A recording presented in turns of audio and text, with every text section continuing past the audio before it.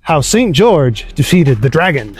George was a knight-errant, riding around helping people in need. One day, he came to a small town called Cyrene in Libya. The fields were barren, and the town was deathly quiet, while people hid indoors. The only person he could find was the local innkeeper. He asked the innkeeper what had happened here. Where was everybody? The old man shook his head sadly. A dragon, a huge dragon, had come down and settled near the town's reservoir, and its foul presence had poisoned the water and killed all the crops. So the people attempted to placate the dragon with offerings of livestock. But after enough time, all the animals were gone. So the king wrote down the names of everyone in town and put them in a jar. Must have been a big jar. Every week a new name was drawn. Rich or poor, wicked or just, they would be sacrificed to the dragon.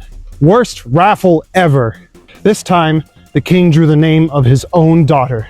And now the day had come for her to be sacrificed to the dragon. So George ran outside to see the princess being taken away by the villagers. No, noble knight. It is her duty to protect her people from the wrath of the dragon. But brave George swore a knightly oath that he would slay the dragon. He followed the group to the lake, where they tied the princess to a post before returning to the safety of the village. George started to untie the princess, but she protested again. Soon the lake began to boil and steam, and out burst the dragon, flames belching from his nostrils. George charged at the monster with his lance, but it broke upon the dragon's tough scales.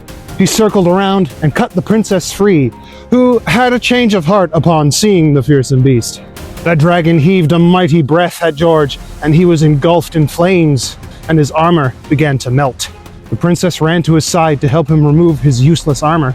Then she took off her own belt and threw it at the dragon, and by some miracle, it wrapped around the dragon's neck.